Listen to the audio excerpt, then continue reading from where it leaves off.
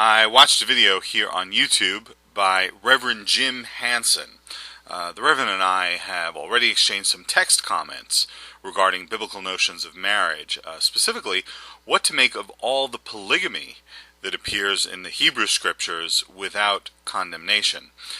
In any case, I'm responding to a different video of the Reverend's here, one dealing with the topic of whether the Bible is authentic. I've put a link to the video to the right of the screen here. The Reverend argues that many people are, as he puts it, biblically prejudiced. That is, they deny the authenticity of the Bible, but they accept the authenticity of other ancient texts, for example, the writings of Plato. The Reverend opines that this is the result of people not wanting to believe in God, no matter what proof is given them. For the next several minutes, I'll examine several of the Reverend's claims, beginning with how he appears to understand authenticity. Ain't nothing like the real thing, baby. When the Reverend talks about the Bible being authentic, it's not entirely clear what sense of authentic he means to use. One sense of authentic is the idea that something is not false or copied, that it's a genuine or real article, right? An authentic antique, for example. If this is the sense that the Reverend means when he uses authentic, there are some problems. Since the biblical autographs, the original manuscripts, the ones written by the biblical authors themselves, no longer exist, it's impossible for us to know with complete certainty whether everything that appears in the biblical texts we have today appeared in the autographs. Textual variants among the manuscripts, some minor, some quite significant, bring the problem into greater relief. For example, with respect to the New Testament, Christians have been wrestling with textual variants since the earliest days of the Church. In the 3rd century, the Church Father Origen complained in his commentary on Matthew that the differences among the manuscripts have become great, either through the negligence of some copyists or through the perverse audacity of others.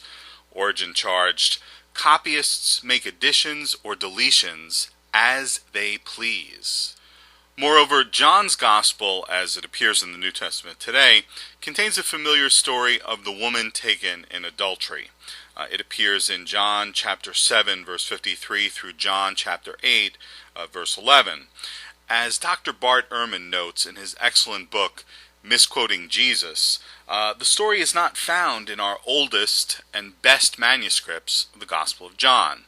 Now, one needn't take Dr. Ehrman's word for it. In the New American Standard translation of the Bible, regarded by many as one of the best translations, there's a footnote attached to the aforementioned portion of John's Gospel. It says, John 7:53 through 8:11 is not found in most of the old manuscripts. Dr. Ehrman notes that in some biblical manuscripts, the story appears in a different gospel, namely Luke. It shows up after Luke 21:38 during the last week of Jesus' life. In John, it comes much earlier. According to Dr. Ehrman, scholars differ significantly in their estimates of the total number of biblical variants. Some say there are 200,000 variants known, some say 300,000, some say 400,000 or more. Perhaps it's best simply to leave the matter in comparative terms. There are more variations among our manuscripts than there are words in the New Testament.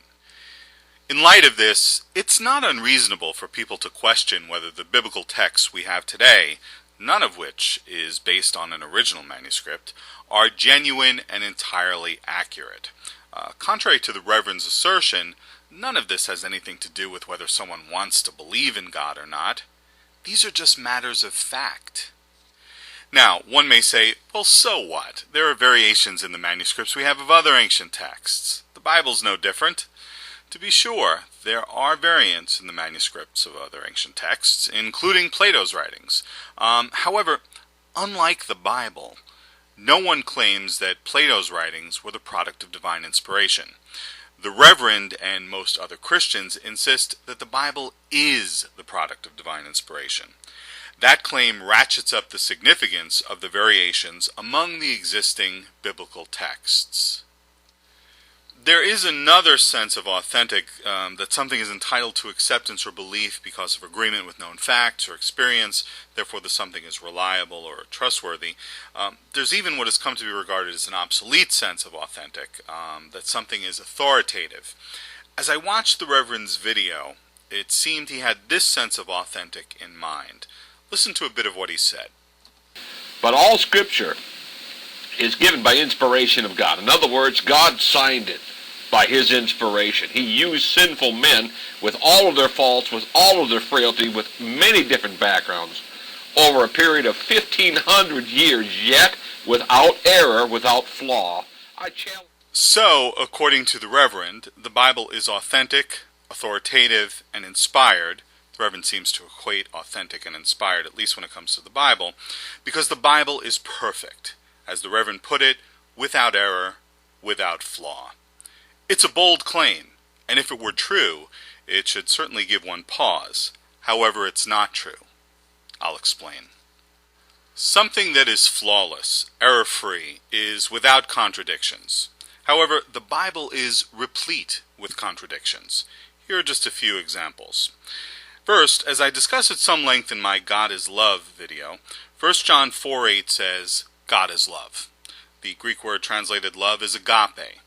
1 Corinthians 13:4 says love, agape, is not jealous. However, Exodus 34:14 says God is jealous.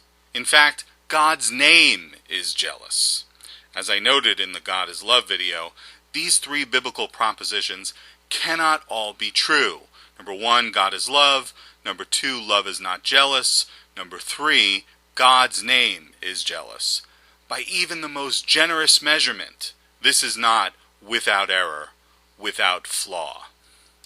Second, the second chapter of Matthew's Gospel tells us that after Jesus was born, an angel came to Joseph in Bethlehem to instruct him, arise and take the child and his mother and flee to Egypt and remain there until I tell you, for Herod is going to search for the child to destroy him.